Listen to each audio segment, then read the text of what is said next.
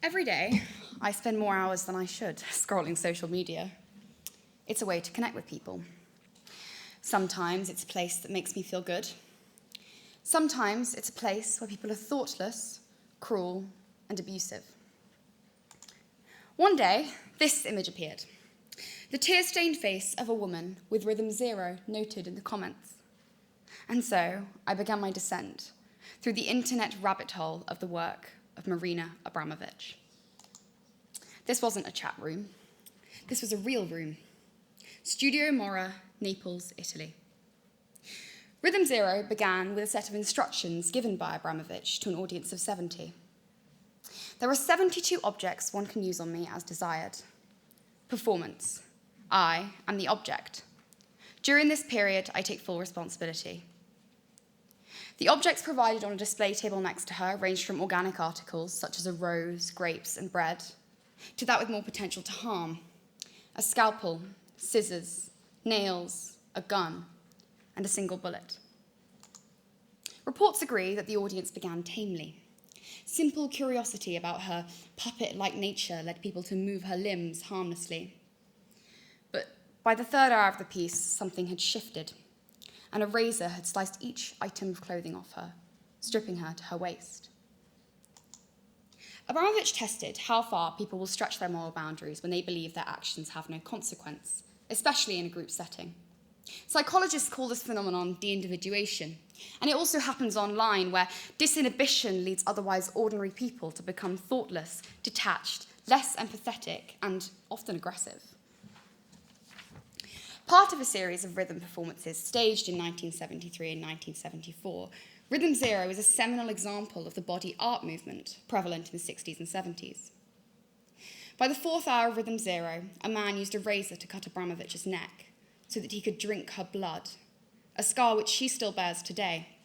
At one point, she was picked up and carried around the room with a knife stuck between her legs. People pushed thorns into her stomach, and a sign was stuck to her bare chest reading "vile." Tears flooded her eyes as men played, laughed, and poked at her. At one point during the performance, female audience members stepped forward and wiped these tears out of her eyes. When it came to the pinnacle of a loaded gun being forced against her temple, with her own index curled around the trigger, a fight broke out. When the 6 hours was over, she broke character and walked, violated, into the audience. Everyone fled. Where did they go? Did they go back to their children, back to loving relationships? Did they ever talk about the experience again? Were they ashamed? Later, horrified, she reflected, if you leave it to the audience, they can kill you.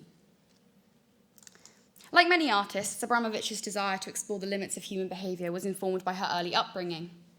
Her childhood world was stifling and strict, and in the broader setting of authoritarian rule Yugoslavia, the restrictions placed on her were amplified by her parents, who were keen to keep her in line. She said in an interview, "I grew up with incredible control, discipline, and violence at home. Everything was extreme." Until she was 6, her parents, who were high-ranking military officials, were too busy to look after her, and she was sent to live with her highly religious grandmother. She recalls Orthodox rituals of candles in the morning and the priest coming for different occasions. This religious background, with its focus on saints defined by suffering, martyrdom, and sacrifice, has no doubt influenced her later work, and can be seen in the altar-like arrangements of the 72 objects in Rhythm 0. At 6, she was returned to her exacting parents and a particularly difficult relationship with her mother. Upon asking her mother why she was never kissed, she responded, "Not to spoil you, of course." She was unable to play with other children due to her mother's fear of bacteria, which extended to washing fruit with detergent. In an interview published in 1998, Abramović described how her mother imposed a stringent curfew on her until she was 29 years old. She said of her Yugoslavian performances, "It's completely insane, but all of the cutting myself, whipping myself, burning myself, almost losing my life, everything was done before 10 p.m. Abramović also drew strong artistic inspiration from Yoko Ono's Cut piece, first performed in 1964. Ono, dressed in an expensive outfit, kneels on stage passively, inviting audience members to step forward and cut away pieces of her clothing. This approach, mirrored in Abramović's later work, explored themes of objectification and fragility of boundaries, especially as the audience grew bolder. So, why did the audience think their actions were acceptable? The performance highlights a dangerous reality: what people will do if nothing is off limits.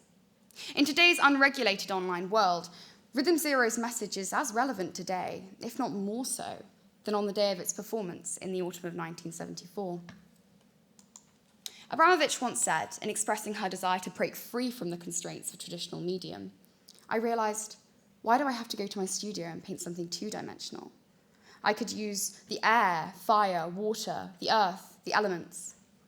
The other rhythm performances, which led to their culmination in Rhythm Zero, saw Abramović breathing in air from a fan until she passed out, stabbing her fingers with knives, and ingesting medication to induce uncontrollable muscle contractions. Most dramatically, she jumped into the center of a blazing communist star, where she again lost consciousness, and of course, returned home to her mother before 10 p.m.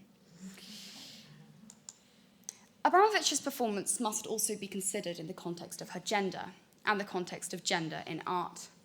Throughout art history, women have been posed, painted, and sculpted for the male eye.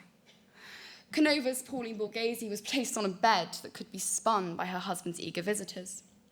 Ong's painted a series of through-the-keyhole-like fantasies of the forbidden harem.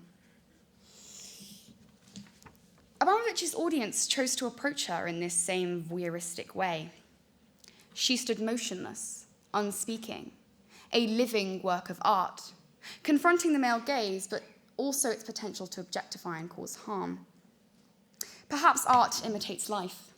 The level of online misogyny, vile trolling, and objectification of women would suggest that nothing much has changed. Abramović recounts that even now it's not easy for her to take her clothes off in front of friends to go for a swim.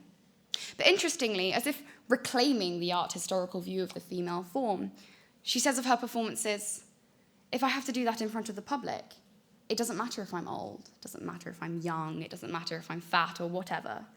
I present my body as a universal human body, free from all that judgment, and that is an incredible freedom." During Rhythm Zero, it was the male participants who were primarily responsible for the acts of violence that took place. When gender-specific acts can be identified, it raises the question whether the experience would have been similar for Abramović had she been a man. Could the violence have escalated faster and further if she was, or would the presence of a male victim have tempered the audience? The audience's actions stemmed from dehumanizing Abramović. By allowing her body to be used as they wished, she objectified herself, reducing her to an entity to be controlled, bypassing empathy and respect. When Abramović places a gun on a table and says, "I take full responsibility for whatever you do with it," does that give others the permission to shoot her, both morally and legally? Similarly, if I post something on social media and others can anonymously insult me, does that make it acceptable? In both cases, the removal of responsibility through anonymity allows people to dehumanize others. Does Abramović herself voice this permission and invite such dehumanization when declaring herself an object? Looking back at the tear-stained face of this artist, I really begin to lose faith in the way we seemingly choose to express our freedom. I found this piece whilst I was scrolling. However, one thing I don't do is post. I don't take risks like Abramović does. When I look at that table, and I look at all of us, what would we choose? If that table was here now, what limits would we place on ourselves, or would we act as the audience did 50 years ago? Would we choose something harmless from the table, like a feather, or something harmful, like a knife? And would we challenge harmful actions if we saw them? In a world where we often hide behind screens, objectifying others feels all too easy. Abramović absolved the audience of their actions by saying she took full responsibility. The same cannot be said for most online spaces. Whether online or in person, the responsibility of our actions is ours. Thank you.